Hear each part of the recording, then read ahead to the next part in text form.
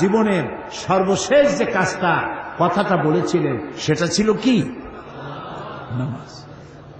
ইন্তেকালের 5 দিন আগে প্রচন্ড জ্বর হলো, মাথায় যন্ত্রণা হলো, বারবার বেহুশ হয়ে পড়েন।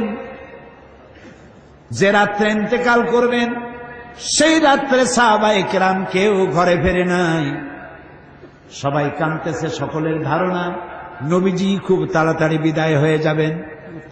ঘরের মধ্যে স্ত্রীরা কাঁদেন, জামাই কাঁদে, নাতি নাতনি কাঁদেন।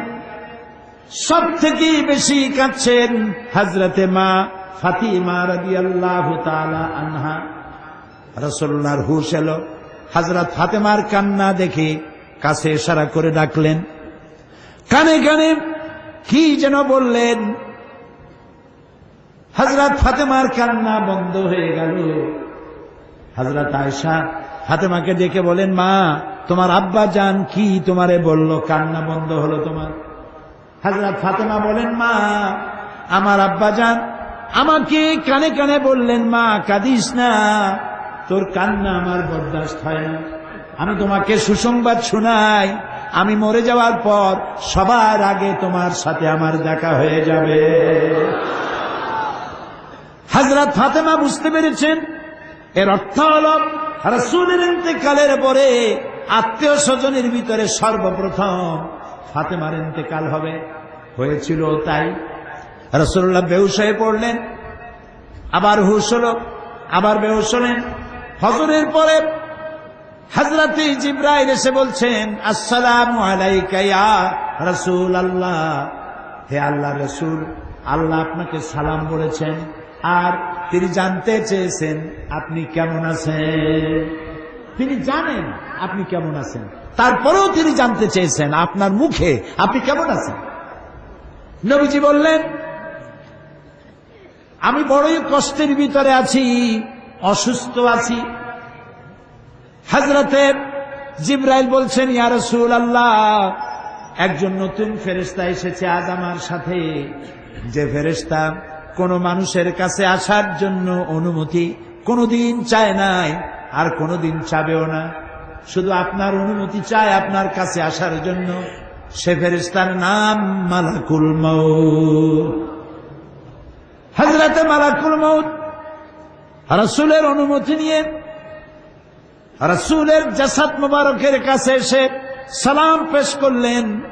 বললেন, ইয়া রাসূলুল্লাহ, আদম আলাইহিস সালাম থেকে নিয়ে শুরু করে এই পর্যন্ত আমি যত মানুষের জান কবজ করেছি আর কিয়ামত পর্যন্ত যত মানুষের জান কবজ করব, কারো কাছে অনুমতি চাই নাই, অনুমতি চাওয়াও আমার লাগবে না।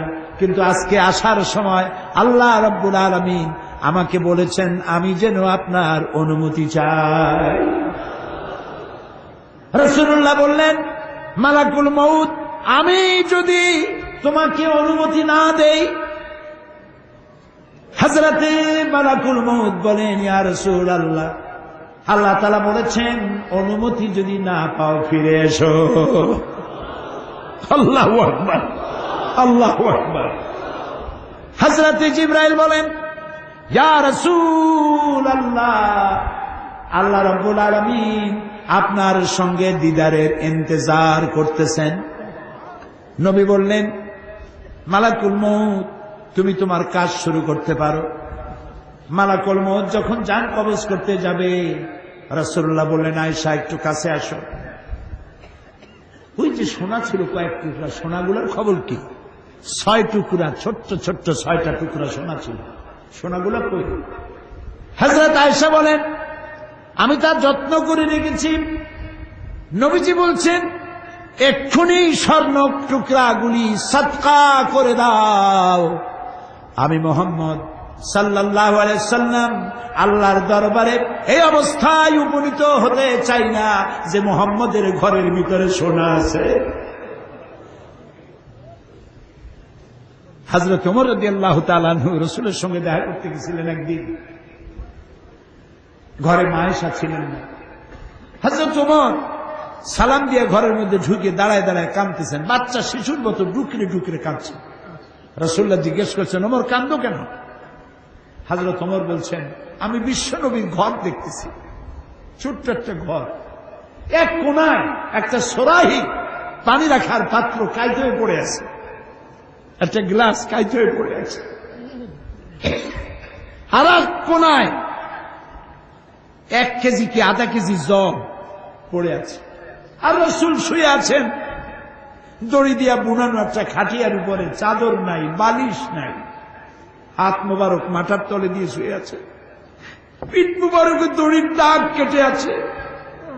হযরত ওমর বলছেন, ইয়া রাসূলুল্লাহ, আমি তো বরদাস্ত করতে পারছি না,